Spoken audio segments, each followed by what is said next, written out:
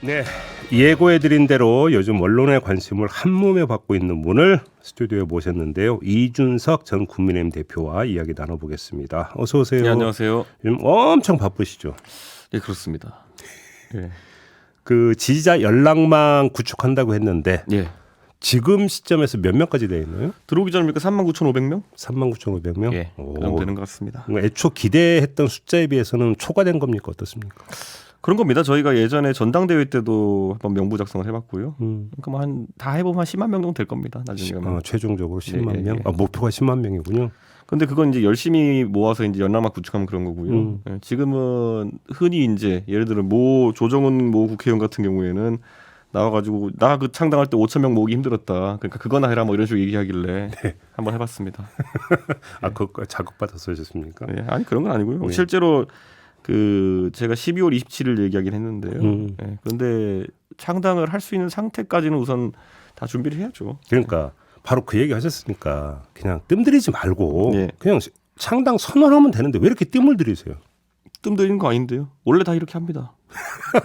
네. 원래 이렇게 한다고요? 그 안철수 의원 옛날에 국민의당 투 말고 국민의당 원 창당할 때 한 1월 말에 했을걸요. 예. 네. 그래? 원래 다 그렇게 해요. 아니 창당 시점을 언제 하는 거 말고 네. 하겠다고 단정적으로 선언하는 거 말이에요. 선언하시면 안 돼요? 그것도 보통 12월 말쯤에 합니다. 그러니까 이게 제가 무슨 뭐 간보고 뜸 들이는 게 아니라요. 원래 총선 앞두고 이런 게 있어요. 국민들께서 정치 고관여층 말고 네. 일반적인 국민들께서는 보통 총선 때 예. 총선에 대한 관심을 한 3개월 전쯤에 형성하시는 경우 많고 예. 특정 후보에 대한 관심, 지역 후보에 대한 거는 한 달 전부터 형성하시는 경우 많아요. 선거 기준으로. 예. 그렇기 때문에 지금 그 정확한 발례로 금태섭 의원이나 양양자 의원 일찍 움직이셨지만은 어차피 창당 시점 12월 초로 잡고 그러니까 있죠. 시즌이 아니잖아요 지금. 예, 예. 그러니까 저는 뭐 그래서 뭐 시기에 맞춰서 움직이려고. 아무튼 그럼 정리하면 창당은 기정사실이고 다만 택일만 남았다 이렇게 보면 되는 거죠. 아니죠. 제가 계속 얘기하지만은 앞에 큰 변화가 있을 경우에 대통령께서. 그러니까 뜸들인다는 얘기가 그러니까 나오는 거잖아요 지금. 아니 근데 이렇게 제가 한 말씀드릴게요. 제가 창당을 했어요. 근데 갑자기 대통령이 그 개과천선 하셔가지고 예. 갑자기 막 홍범도 장군 중산 제자리 갖다 놔라 이리 버리면 저는 뭐가 되는 겁니까? 예. 예. 그럼 여지가 있다고 보세요? 가능성은 낮죠. 근데 네. 지금 솔직히 말하면 용산이나 그 국민의힘에서 네. 할 수 있는 건 전부 다 축차 투입하고 있잖아요. 자, 그럼 제가 한번 이렇게 질문을 드려볼게요. 그러니까 강서구청장 보궐선거에서 국민의힘이 패배한 직후에 예. 우리 대표께서 눈물의 기자회견을 하셨어요. 예, 예. 그러면서 윤석열 대통령이 변해된 몇 가지 사례를 언급을 하셨는데 예, 예. 그러면 변했는지 안 변했는지를 평가하는 지표를 그걸로 잡고 있는 겁니까? 어떤 겁니까? 저는 선거 이길 정도의 상태를 만들어 놔야죠. 그러니까 저는 항상 수도권에서 선거 뛰는 걸 낙으로 살아왔던 사람인데 예. 지난 10년 동안. 예. 그런데 지금은 수도권에 있는 어느 후보도 지금 본인들 후보들의 과오보다는 누군가의 과오 때문에 예. 선거를 칠 수 없는 상태에 이르렀다는 생각을 하고 있어요. 예. 그렇기 때문에 그 상황에서 뭐 그렇다고 대통령께서 나중에 그런 어떤 도전적인 희생이나 이런 거에 대해서 고마워하는 것 같지도 않고 그 부분의 경우에 그러면 어느 누가 그거를 하려고 하겠습니까? 그러면 국민의힘 후보들이 선거를 치를 만한 기준선으로서 대통령의 지지율은 어떻게 설정을 하고 계세요? 지지율로 단순히 나타나는 것도 아닙니다. 그거는. 그러면 예를 들어 제 생각으로는 지난 선거들의 경험에 비춰봤을 때 예. 후보 개인이 극복할 수 있는 지지율이 진짜 열심히 하고 잘하고 상대 후보랑 매치업이 잘 돼가지고 한 5% 정도 극복할 수 있다 봅니다. 당 지지율에서. 당지율에서 예, 그러니까 보통 뭐 서울에 정의당 끼고 진보당 끼고 이러면 한 보수 후보들의 득표선이 47에서 48 정도 돼야지 이제 당선 가능성이 있거든요. 네. 그럼 그 정도를 기준으로 놓고 보면요. 예. 한 최소 40 이상은 나와야지만 그래도 뭔가 선거를 뛸 수 있는 상황이죠. 대통령 지지율이. 근데 그것도 큰 의미가 없습니다. 왠지 선거 막판 가가지고 또 뭐 터뜨릴 것 같아요. 뭘 터뜨려 또? 뭐 여러 가지 제가 봤을 때는. 선거용. 예. 아니야 그것보다도 상대 정당에서 또 공격도 하고 지금 잠재되어 있는 것들이 있지 않습니까? 잠깐만요. 그 얘기는 또 뭐 사법적인 문제를 뭘 꺼내든다는 말씀이신데? 아니 대통령 측에서 꺼내는 게 아니라 야당에서도 공격할 것이 많지 않습니까? 예. 근데 그 중에서 지금 피해갈 수 없는 것 중에 하나가 특검 같은 거 아닙니까? 김건희 특검법. 예. 제가 오늘 재밌는 걸 한번 얘기해 드리면요. 이런 게 있어요. 예.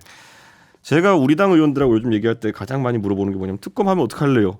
그렇죠. 우선 표결을 막을 수는 없어요. 그렇죠. 그럼 여기서 민주당이 가장 국민의힘을 힘들게 괴롭히는 방법이 뭐냐면요. 네. 특검을 걸어요. 그러면은 거부권을 때릴 가능성이 높습니다. 네. 거부권을 때리면 사실 거부권이라는 게 제2 요구거든요. 그렇죠. 그럼 200석으로 되돌려보낼 수 있어요. 그렇죠. 그럼 민주당이 할 수 있는 게 뭐냐면요. 기명 투표를 걸어버립니다. 근데 지금 제2요구는 무기명으로 하도록 돼 있는 걸로 알고 있는데. 근데 기명으로 하자고 해야죠. 이제 이걸 요구에 따라 할 수 있습니다. 그러니까 잠깐 국회법 무기명으로 규정이 돼 있는데 바꿀 수 있어요? 원래 기명 투표 요구를 할 수 있을걸요. 웬만한 거 인사 아니요. 말고는. 그 제2요구 투표의 경우에는 무기명으로 한다고 제가 알고 있기로는 국회법이 명시되어 있는 걸로 확인해 알고 보겠습니다. 네네. 근데 어쨌든 그렇게 했을 때 네. 뭐 어쨌든 방탄 프레임에 걸리는 겁니다. 그렇게 아니 이번에 이제 국민의힘이 방탄에 걸린다. 그러니까 이게 사실 체포동의안에 방탄 프레임이 걸린 적이 있지만은 음흠. 이번에는 특검을 가지고 방탄 프레임이 걸릴 수 있는 겁니다. 네. 그러면 국민의힘 의원들에게 방탄 프레임을 걸려고 달려들 겁니다. 네. 민주당에서. 예. 그랬을 때 제일 난감한 겁니다. 그러면 이제 그동안 이재명 대표를 향해서 공격했던 걸 그대로 이제 되돌려 받는 것이 되어버리네요. 그렇죠. 전 그래서 그게 좀 지금 아쉬운 게 저는 대통령께서 얼마 전에 유승민 의원도 비슷한 얘기를 했지만은 쿨하게 특검 요구를 받는 수밖에 없을 것이다. 또 받으면 계속 특검 진창에 빠지잖아요. 또. 그건 근데 뭐 김우성 대표가 옛날 했던 명언처럼 인생의 좋은 경험이다 생각하고 받아들일 수밖에 없다. 예. 그래야 된다. 왜냐하면 지금 상황에서요. 네. 총선을 앞두고 방탄 프레임을 역으로 두들겨 맞게 되면 예전에 민주당이 그것 때문에 상당히 고생했던 것처럼 네. 방탄 프레임이 걸리면 대책 없습니다. 만약에 근데 그럼에도 불구하고 거부권 행사할 가능성이 높다고 보시는 거죠? 대표께서는 그 가능성이 높죠. 만약에 거부권을 행사하면 여론이 어떻게 움직일 거라고 전망하세요?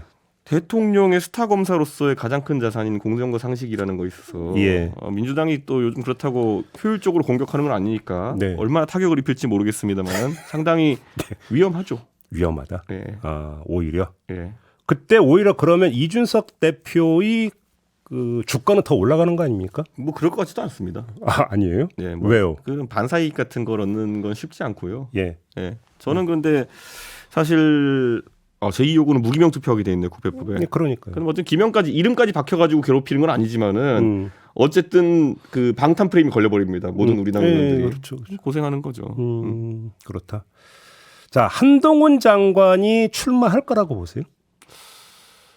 저는 할 거라 봅니다. 그런데 그럼 파괴력은 어떻게 보세요? 저는 한동훈 장관이 우선 인지도가 높고 네. 그리고 보수 일각에서는 어떤 지지도가 충분하기 때문에 네. 처음에 관심을 상당히 끌 거다 이런 생각을 합니다. 예. 그런데 이게 보수 진영의 후보로 나오는 사람들의 가장 큰 문제가 십자가 밟기가 몇 개 있습니다. 그럼 무슨 말씀이세요? 먼저 딱 한동훈 장관이 공개 활동하는 순간 사람들이 붙을 거예요. 한을 풀고 싶으신 분들. 무슨 한? 제발 우리 한동훈 후보께서 지금까지 황교안 대표가 규명에 실패했던 4.15 부정선거에 대해 가지고 앞장서서 밝혀주십시오. 잠깐만. 황교안 전 대표가 저희와 인터뷰에서 그 얘기를 했는데 예. 그거는 법무장관을 수행하면서 하라고 했던 얘기인데. 그렇죠. 예. 그런데 지금 그거와 관계없이 입장을 밝히라는 얘기가 들어올 겁니다. 지난번에 그렇죠. 이 시험 집중에서 황교안 대표가 예. 이렇게 말씀하셨죠. 한동훈 장관 출마보다 해야 될 일이 있다 지금. 맞아요. 그게 바로 4.15 부정선거에 대한 진실을 밝히는 것이다. 예, 그런 얘기 근데 했어요. 이거를 또 제가 이제 어디서 봤냐면은 민주당의 이소영 의원이 받아가지고 네. 국회에서 대정부 질의에서 한동훈 장관한테 물어봐요. 어허. 예, 그랬더니 한동훈 장관이 회피를 합니다. 답변을 안 해요? 제가 봤을 때 뭐냐면 이게 지금 법무부 장관한테 물어볼 질문이냐라고 한 다음에 이소영 의원이 아니 물어볼 만하다. 왜냐면 이것 때문에 선거 공정성이라는 게 흔들리고 있다 보니까 예, 할 만하다. 그랬더니만은 한동훈 장관이 계속 한 10분 동안 답변을 회피합니다. 어허. 그래서 저는 이소영 의원이 굉장히 뭐랄까요? 한동훈 장관 아픈 지점을 캐치했다. 이게 뭐 의도한 건지 아니면은 정말 이소영 의원이 어쩌다 보니 그렇게 된 건지 모르겠지만은 한동훈 장관의 지지층이라는 거는 강경보수 중심으로 형성돼 있는 그 지지층입니다. 윤석열 대통령 지층하고 거의 비슷하죠. 그러면은 그 사람들 입장에서는 네 편 내 편 가를 때 보면 뭐냐면요. 사전 투표 의혹이라든지 이런 것들이 이제 있는 거예요. 그런데 그런 것들을 답할 때마다 이제 반대로 생각이 좀 다른 국민들 아니면 가운데 있는 국민들을 포섭하기는 어려워지는 상황이 되는 거죠. 그렇다. 이른바 아스팔트 애국 보수나 이런 사람들이 그래서 저는 한동훈 장관이 부정선거 의혹에 대해 가지고 예결위에서 답하는 걸 보면서 예. 한동훈 장관이 정치 생각이 있구나라는 걸 그 시점에 했습니다. 벌써 한 열흘 된 일이거든요. 그걸 왜 했냐면은 한동훈 장관이 굉장히 합리적인 사람이고 똑똑한 사람이기 때문에 예. 부정선거 의혹이 사실이 아니라는 것 정도는 알고 있을 거예요. 예. 그런데 답을 주저하는 모습을 보면서 고민이 많구나 한 장관이. 자기도 그래서 저는 한동훈 장관이 정치적으로 굉장히 계산이 빠르다고 생각하는 게 그거 답하는 순간 본인의 지지층이라는 것이 어떻게 와야 될 수 있는지 알기 때문이거든요. 그러면 한동훈 장관이 그 문제에 대해서 답을 내놓는 걸 주저했던 것은 이른바 강경보수 표를 의식했기 때문이다 이 말씀이시네요. 안 했을 수가 없습니다. 왜냐하면 부정선거는 없었거든요. 예. 예. 그거를 모르면은 안 되죠. 그러면 국정원이 선관위 저거 점검해 봤더니 해킹 소지가 있다고 얘기한 걸 어떻게 그건 완화용이죠. 그러니까 뭐냐면 예. 이럴 때 대비해 가지고 예. 그 가능성 있다 이런 얘기를 하는 거거든요. 예. 그런데 거기도 보면 한동훈 장관이 이제 이소영한테 어떻게 답변하면요. 부정선거가 있었냐 물어보는데 이렇게 답합니다. 저는 선거가 공정하게 치러야 된다고 생각합니다라고 얘기해요. 그렇죠. 그건 사실 제대로 된 답변은 그것만 아니죠. 반복적으로 얘기합니다. 예. 예. 그러면 지금 이준석 전 대표의 말씀을 한마디로 정리하면 한동훈 장관이 정계 진출을 하는 순간에 강경보수 이른바 아스팔트 애국보수에 갇혀버릴 가능성이 상당히 높다 이 말씀이시네요. 정리하면. 애국 보수가 약간 조금 합리적인 전략적 사고를 한다면은 한동훈 장관에게 이런 걸 물어보지 않을 겁니다. 그런데 잘 생각해 보세요. 황교안 대표도 굉장히 똑똑한 분이거든요. 네. 그런데 한번 여기에 갇히게 되는 순간부터 이 말을 벗어날 수가 없는 거예요. 그렇죠. 민경훈 의원도 굉장히 똑똑한 분입니다. 그분이 사실 앞장선 게 있었죠. 그런데 예. 이게 계속 이제 내려오는 게 뭐냐면 이분들이 행동력이 있어요. 부정선거하는 분들이. 네. 그래가지고 이분들의 질문에 답을 못하면 놓아주질 않습니다. 네. 저같이 애초에 부정선거 아니라고 한 사람 그냥 그럼 이제 포기하고 안 물어볼 텐데. 포기하고 안 물어보고 그냥 욕만 하고 다니는데 예. 보수의 지도자격으로 가는 사람들 중에서 이걸 벗어나기 정말 어려웠던 분들이 많습니다. 대구에서 막 그 팬들이 몰려들어서 뭐 사진 찍고 이러느라고 그 열차도 놓쳤다는 거 아닙니까? 이 현상은 어떻게 평가하세요? 저는요, 그 한동훈 장관이 아까 말했던 것처럼 팬덤은 어느 정도 있습니다. 그거. 네. 예, 그렇기 때문에 그런 현상은 자연스러운 것이다. 예. 원래 어느 정도 인지도가 있는 사람들은 저도 예전에 당대표 나오고 당대표 하고 이럴 때 보면 항상 겪었던 일이거든요. 뭐 사진 찍느라 뭐 몇백 장 찍고 이런 거는. 그런데 이런 말씀 드리고 싶은 게 그거 층을 유지하는 방법론에 대한 게 아까 말한 것처럼 네. 한동훈 장관은 계속 그쪽의 입장을 대변해야 되는 상황이 올 겁니다. 그래요. 네. 근데 그러지 않았으면 좋겠습니다. 예. 그래요. 그럼 되게 그 어찌 본다면 이게 결례가 될지는 모르겠으나 아까 저희가 이제 JB타임즈에서 한국갤럽 조사 결과를 전한 바가 있어요. 네. 이어서 그 질문 하나만 드리면 네.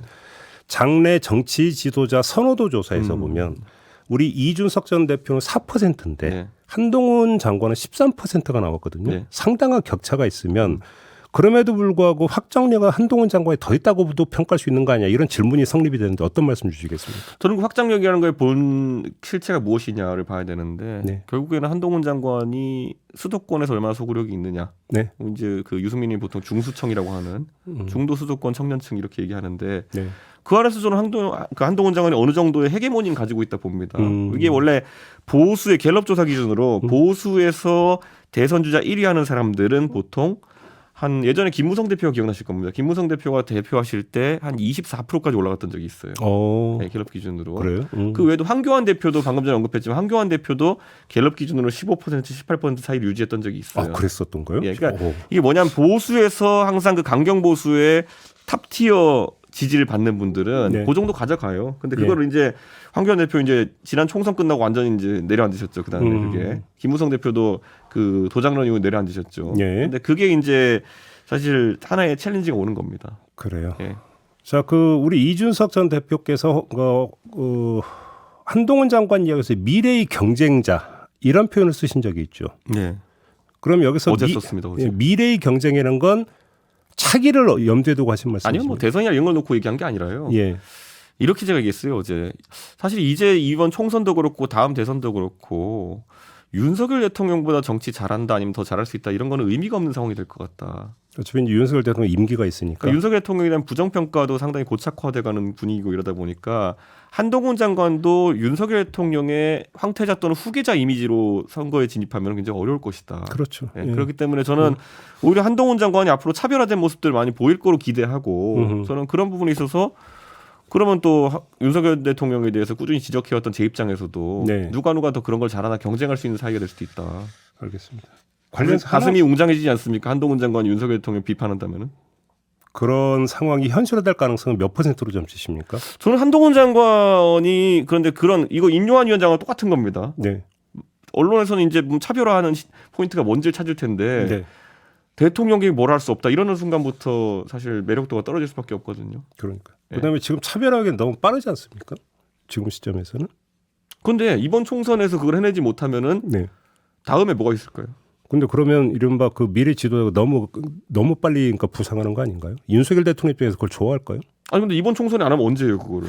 이번 총선에서는 윤석열 대통령과 대선 전에. 차별화를 안 해가지고 그럼 망하고 나가지고 대선의 기회가 생깁니까?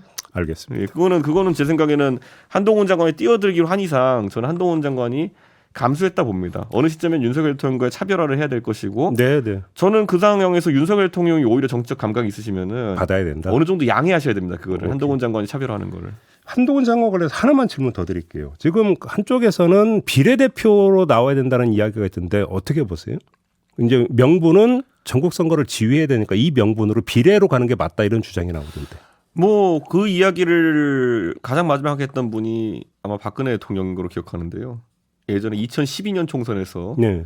내가 선거를 지휘해야 되니까 비례로 가겠다 그래가지고 비례 11번을 받으셨어요. 예. 그 이후로 보수 정당에서는 그런 문화는 없습니다. 당 대표가 한교안 대표 아시는 것처럼 그 종로 가가지고 뛰셨잖아요. 네, 맞아요. 그렇기 때문에 그런 역할 하신다면은 한동훈 장관이 사실상 총선에 얼굴로 나서는 건데. 그렇죠. 예, 아까 말했던 것처럼 그러면은 아마 윤석열 대통령과 차별화하지 않고는 힘들걸요. 만약에 한동훈 장관이 나와서 비례로 가면 우리 이준석 전 대표는 어떻게 하실 생각이십니까? 역시 비례로 나설 수 있습니까? 저는 제가 만약 신당을 한다 그러면은 네. 최고 어려운 곳에 가서 뛰겠다고 얘기를 했거든요. 예. 근데 한동훈 장관이 비례로 나오면 뭐 비례 대 비례로 어디서 만나서 토론하자 이런 것도 아니고 네. 저는 그럴 상황은 아닐 거라 봅니다. 근데 비례 얘기가 나오는 건 준연동형이 아니라 병립형을 전제로 하는 얘기라고 봐야 되겠죠. 당연하죠. 연동형에서는 비례를 하면 위성정당을 가야 되는데 그러니까요. 그건 이제 모양새가 정치 대비를 모양 빠지게 위성정당으로 하는 건 말이 안 되기 때문에 예. 저는 한동훈 장관이 그런 가능성이 있다면 병립형으로 간다는 확신이 있을 때 그럴 것이다. 그렇다. 예. 알겠습니다. 금태섭 전 의원과는 이야기 잘 되고 있나요? 금태섭 의원과는 제가 그때 한번 만나고 오늘 이 자리에서 공개하자면 한 번 더 만났습니다. 언제요? 언제 또 만났어요? 비밀인데요. 와, 그렇게 자꾸 뜻만 들이시고 얘기를 안 해주시니까 섭섭하잖아요. 어디서 만났는지 지금. 비밀입니다. 예. 그럼 어디서는 말고 언제만 얘기해 주세요. 얼마 전에요. 얘기가 어디까지 진행이 됐어요? 그러니까 금태섭 의원의 정치 철학에 대해 가지고 좀 한번 들어보고 싶어가지고 한 번 더 뵀거든요. 예. 그런데 맞는 것도 있고 아닌 것도 있고. 아 그래요? 예. 예를 들어서 젠더나 이런 것들은 확실히 이제 확연한 어떤 거요? 젠더 문제 이런 것들에 대해서는 오히려 젠더는 마지막 그 관점 차이가 될 거다 이렇게 생각합니다. 그럼 더 붉어진 게 왜냐하면 어떤 젠더는 금태섭 의원이랑 저랑 차이가 크다는 걸 이미 알아요. 세상이 다 알죠. 네, 그러니까 그거를 먼저 들고 가면은 싸우자는 것밖에 안 돼요. 예. 그래서 그런데 아무래도 이제 금태섭 의원이 민주당에서 활동했던 분이다 보니까 그렇죠. 누적된 말들이 있습니다. 예. 네, 그래서 그런 것 좀 같이 한번 상의해보는 시간이 필요할 것 같아요. 아 그래요? 네. 그 주말 사이에 민주당의 현수막이 이제 상당히 논란이 되지 않았습니까? 네. 저는 그걸 보면서 이준석 전 대표를 떠올리기도 했는데 제가 현수막으로 논란을 일으켰습니까? 아니요 그게 아니라 네. 어부지리를 누가 얻을까 이런 생각을 하면서 이준석 전 대표도 사실은 머릿속에 좀 떠오르던데 어떻게 평가하십니까?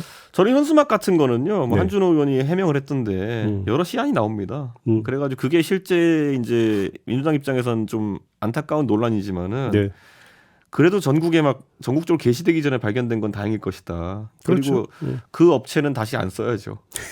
그러니까 그게 중요합니다. 반복되지 않는 것이 중요한데 이게 꼭 정당 같은 데는 한번 같이 일했던 것과 여러 가지 이유로 같이 계속 일하는 경우 있거든요. 예. 인간은 똑같은 짓을 반복한다. 아까 지지자 연락망 얘기를 여쭤봤잖아요. 네. 혹시 그 지금 이제 거의 4만 명 거의 다 됐다고 말씀 주셨는데 혹시 이제 그 연령층 이런 것도 분석이 됩니까? 아니, 연령은 수집하지 않았습니다. 수집 안 했습니까? 네, 예. 저희가 이번에 사실 연락을 위해 최소한으로 필요한 정보만 수집한 거지. 예. 세대나 아니면 지역은 나오는 것 같은데. 지역은 이제 저희가 지역별로 파악해야 될 이유가 있습니다. 네. 나중에 갔을 때 혹시라도 신당 창당을 하게 되면은 네. 어느 정도의 수요가 있는지를 지역별로 파악해야 되기 때문에 한 거고 나머지는 성별도 선택입니다. 성별도 거기에 별로 중요하지 않기 때문에. 그래요? 네. 왜 중요하지가 않습니까? 창당할 때 성별은 안 보거든요. 근데 어차피 만약에 창당을 그러니까 기정사실로 놓고 본다 앞으로 선거운동을 짜는 데서는 대단히 중요한 문제잖아요. 그럴 수도 있겠죠. 예. 예, 근데 성별을 선택 옵션으로 뒀는데 성별 다 기입하셨더라고요. 또. 다 기입을 했고 예. 비율이 어느 정도 되던가요? 크게 일반 성비와 차이 나는 비율 아닙니다. 아 그래요? 그럼 여성도 상당히 호응을 했다. 예. 보통 그 젊은 여성들이 이준석 대표를 남성보다 별로 안 좋아하는 걸로 이렇게 많이 알려져 있지 않습니까? 그렇게 얘기하고 싶은 사람들이 있겠죠. 예. 근데 아니더라. 네, 아니죠. 만약에 이번에 신당을 만들어서 총선에 임하면 청년층의 호응이 상당히 있을 거라고 기대하고 자신하십니까? 신당이라는 건요. 12월 중순에서 말쯤 사이에 어떤 지지율이 형성되느냐에 따라 가지고 네. 이게 크게 펑 터질 수도 있고 네. 아니면은 아주 왜소한 형태로 출범할 수도 있는 겁니다. 네. 그렇기 때문에 그거는 말 그대로 정치 현상을 봐야 되는 거고 이번에 홍익표 의원이 12월 8일부터 김건희 여사 특검 관련해서 이제 국회 일정을 진행해 보려고 한다라는 얘기를 한 것 같은데 저는 그런 것들 하나하나가 큰 영향을 미칠 거라고 봅니다. 그런 것들이. 예, 예. 물론 김진표 의장님이 서두를 이유는 없어 보이기 때문에 네. 저는 12월 말쯤 가야지 그런 표결이 나올 것이고 지금 대통령께서도 출국하시면서 계속 부산 엑스포나 이런 문제들 계속 살피고 계시지 않습니까? 근데 패스트트랙 일정상 12월 22일 전에는 처리가 돼야 되는 거죠. 그렇죠. 12월 20일경에 전 처리될 거라고 예. 보겠습니다. 그때쯤 예. 정기국회 회기 중에는 어려울 거다. 예, 그렇습니다. 그렇게 보시는 거고. 알겠습니다. 그 마지막으로 야권에서 이런 경계론이 있는 거 아세요? 이준석 전 대표가 신당을 만들든 아니면 그 전 단계에서든지 간에 네. 이렇게 했다가 결국은 국민의힘으로 유턴하면 민주당이 타격을 입는다. 이걸 경계해야 된다. 이런 목소리가 있다는 얘기 혹시 들어보셨습니까? 당해본 사람들은 아는 것 같아요. 예. 뭘 당해봐요? 옛날에 대선 때 그때 보면은 네. 결국에는 제가 선거 캠프에 빠져 있을 때 이재명 후보가 지지율이 막 8, 9%차로 치고 올라갔던 적도 있거든요. 그러다가 제가 선거 캠프 복귀하고 난 다음에 이제 또 지는 방에 갔잖아요. 네. 근데 민주당에 있는 사람들은 당해보니까 그걸 아는 거고 네. 국민의힘 있는 사람들은 반대로 생각하잖아요. 이준석을 제명해야 4% 정도 지지율 오른다. 뭐 이런 얘기 하잖아요. 예. 그러니까 이게 참 그 기분이 이상해요. 예. 왜요? 당해본 사람들은 오래 기억하는 것 같아요. 여지가 있습니까 없습니까? 여지요? 네. 제가 얘기했잖아요. 제가 창당을 성급히 한 다음에 갑자기 윤석열 대통령이 어떤 뭐 계시를 받는다든지 예. 어떤 계기가 있어가지고 갑자기 모든 것을 바로잡으면 제가 뭐가 되는 겁니까? 그러니까 저는 도저히 그러지 않을 거라는 확신이 있을 때쯤 움직일 겁니다. 그러면 신당을 만든다고 지금 마지막 질문으로 이걸 드리겠습니다. 네. 당명도 고민하셨을 것 같은데 어떤 단어를 넣을 생각이십니까? 당명에. 저는요 솔직히 당명이랑 정강정책 이런 거는 제가 네. 바른정당도 해보고 제가 새로운 보수당도 해봤기 때문에 예. 대충 머릿속에 떠오르는 것도 있지만은 밖에 얘기를 절대 안 해요.